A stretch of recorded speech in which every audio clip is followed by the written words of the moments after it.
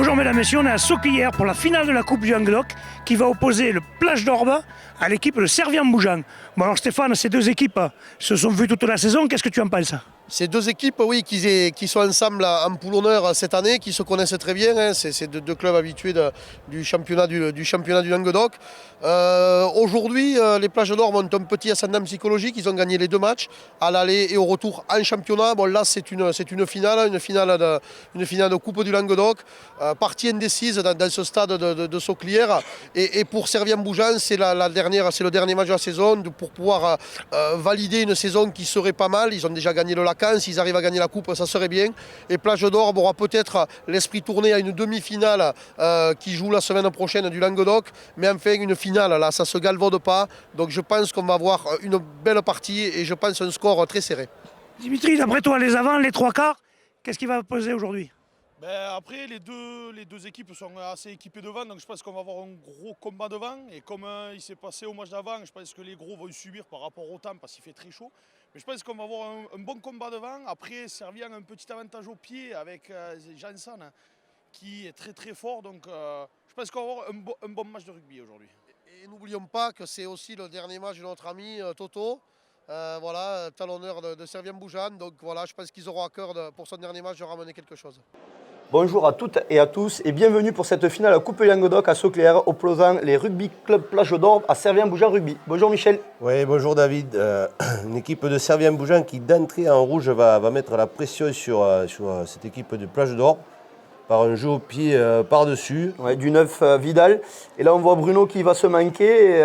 Récupération rapide Servien-Bougeant. Voilà, et on voit l'ailier qui s'en va seul en dame. Et heureusement Bruno sur un dernier effort arrive à lui arracher le ballon. Ouais, se rattrape un peu de cette petite boulette d'entrée qui aurait pu coûter cher comme entame. Oui, ça aurait été une belle entame pour Servien, un essai d'entrée de match. Malgré tout, Servien reste dans le camp des Plages d'Orbe. Et ils profitent de cette bonne entame pour leur mettre la pression dans leur camp. On a précisé que c'était deux équipes d'honneur, Plage d'Orbe qui est en pleine phase finale et Servien eux qui jouent leur deuxième finale. Voilà, et ça va très très vite. Là, après ce bon cadrage de Clément Janssen, l'ailier Pagès peut se rattraper et marquer enfin cet essai en coin. Qui est transformé par Clément Janssen. Ça va tellement vite que j'ai pas le temps de finir mes phrases. Et là encore, les rouges qui repartent à l'assaut et qui vont de nouveau insister par un jeu au pied. On sent qu'il y a une faille dans cette équipe des Plages d'Orbe qui laisse encore rebondir le ballon. Malheureusement, Pagès n'arrive pas à prolonger au pied parce que là aussi, c'était une action dangereuse pour Servien. On aurait dit une action de Ligue 1. Oui, donc ils en profitent pour récupérer une pénalité. Et Clément Janssen qui va passer cette pénalité. Clément Janssen qui finira avec une entorse. Je ne sais pas s'il l'avait avant ou après le match, l'entorse, mais en tout cas, on verra qu'il aura fait un grand match. Là, on voit Jérôme Lognos qui fait une belle percée là, pour les Plages d'Orbe. Malheureusement, le ballon tarde un peu à sortir et Servien-Bougeant s'est bien replacé en défense et maîtrise bien cette équipe de Plages d'Orbe. Donc là, Plage d'Orbe qui revient, qui réinsiste là, qui font des grosses charges, qui mettent à mal la défense Servien-Bougeant. Mais ils vont se mettre à la faute. Voilà, sur un ballon lent, ils essaient de repartir avec les gros et malheureusement le soutien arrive tardivement et ils sont pénalisés. Là, sur une touche mal assurée du côté Servien-Bougeant, un bon ballon de contre-attaque pour les Plages d'Orbe. Voilà, ils arrivent à décaler Julien Auria qui avance d'une vingtaine de mètres. Malheureusement, le soutien tarde à venir. Et encore une fois,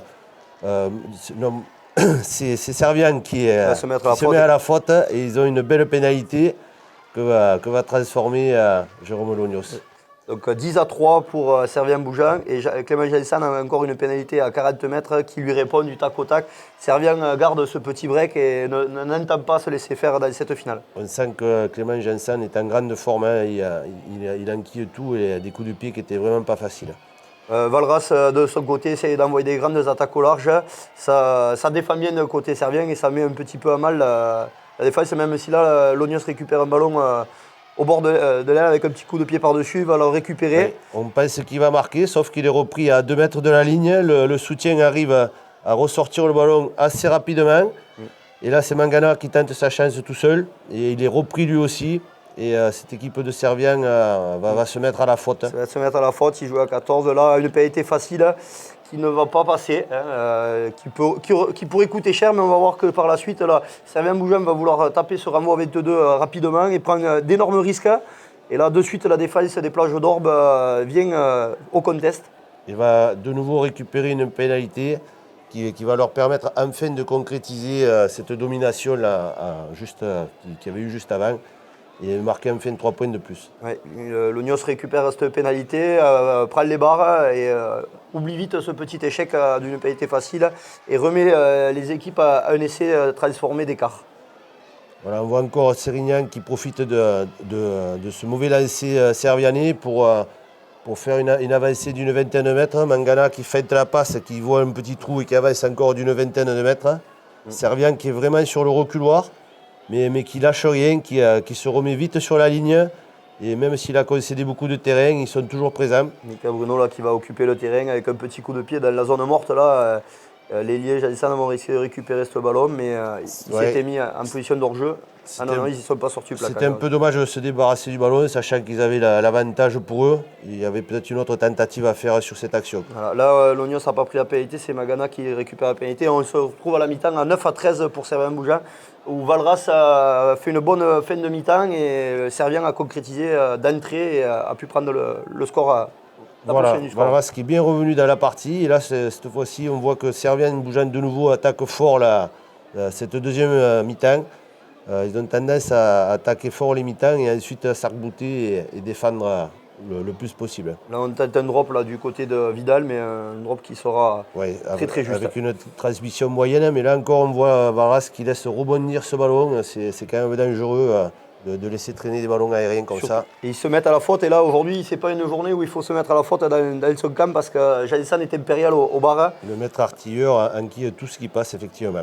Là, on voit Sérignan qui, sur une pénale touche à 15 mètres, là, essaie de faire un molle pénétrant. Et grâce à sa puissance, arrive à mettre à mal cette équipe de Servien. Donc on voit que c'est quand même bien structuré. Là, l'arbitre signale l'avantage. Donc il va revenir à cette faute. C'est une pénalité pour Sérignan. Une pénalité à 40 mètres là, qui ne va pas passer. Et c'est là que la différence se fait, puisqu'on a les 100% du côté rouge et jaune.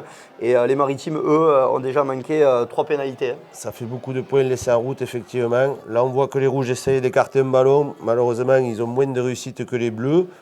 Mais Janssen est toujours là pour scorer chaque occasion qui se présente. Là, Sirbou est rentré du côté des Maritimes, un peu d'expérience et de qualité. Et pareil, on repart à l'attaque, on met à mal la défense servienne, mais ça plie, mais ça craque pas du côté Servien-Bougeant. C'est ça, on sent bien que cette équipe de Valras propose un jeu plus intéressant et plus construit. Malheureusement, on ne score pas, il ne confirme pas, contrairement à cette équipe Servien-Bougeant qui, grâce au pied de Clément Janssen, arrive à concrétiser chaque occasion qu'ils ont. Après, on sait que la saison de Servien se finit après ce match et les Plages d'Orbe ont un match ultra important contre Sijan. Est-ce que ça compte? Est-ce que ça compte pas? Est-ce qu'on se livre à 100%? Bon, c'est une finale. Mais... C'est certainement qu'au niveau de l'équipe, l'entraîneur a dû ménager certains joueurs pour privilégier le prochain match important. Mais là, sur la finale, à mon avis, les joueurs ils ne calculent pas, ils donnent tout ce qu'ils ont. Et là, on voit vraiment qu'ils sont déterminés à aller marquer cet essai qui les relancerait en cette fin de match. Donc là, on est encore sur un molle pénétrant. Et Servien, à l'image de leur finale du Lacan, ne lâche vraiment rien. Se remettent à la faute, mais c'est vraiment très difficile d'aller marquer. Et là, on donne la balle au Fion qui va marquer. Bon, il y a une défense un peu hasardeuse du côté de Servien-Bougeant, ce qui nous fait mentir sur ce qu'on avait vu sur les 60 premières minutes. Et à force de subir, il est normal un petit peu que l'équipe adverse trouve la faille.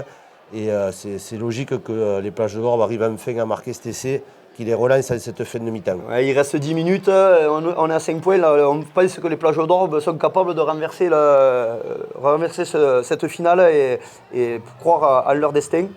Mais on va voir qu'on va se mettre à la faute du côté des Plages d'Orbe. Servien avec un jeu beaucoup plus pragmatique, revient dans le camp des Plages d'Orbe, accumule les temps de jeu et récupère encore une pénalité bien placée. Voilà. Et là, Janssen, pareil, 100%, Clément Janssen, ça ne pardonne pas, 22 à 14 alors qu'on était à 5 points. Là, on a une pénalité à 40 mètres qui ne passera pas.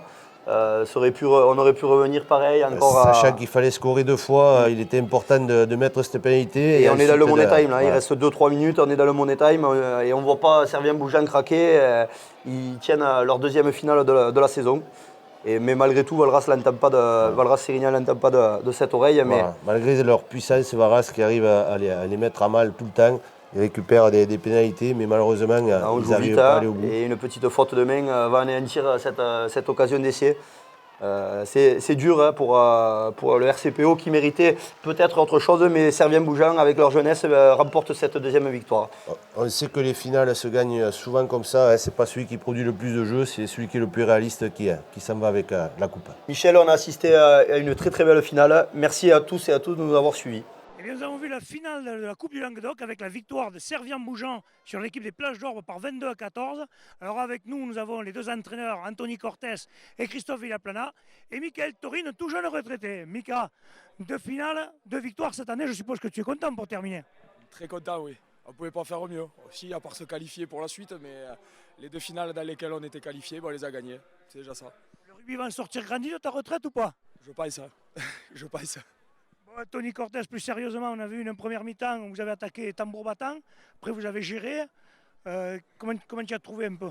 Bon, tambour battant, je suis d'accord. À la fin, gérer, le mot il est peut-être pas là. On a fait comme on a pu, surtout à la fin, puisque je crois que les organismes de certains ont presque rendu là, mais on a vu beaucoup de joueurs qui étaient chez nous blessés, des crampes et tout. Donc je ne sais pas si c'est dû aux premières chaleurs, mais bon, on a plutôt subi sur la fin, mais on n'a pas encaissé d'essai, hein, puisqu'on a défendu quand même pendant peut-être 5 minutes sur notre ligne et on a tenu bon. En fait.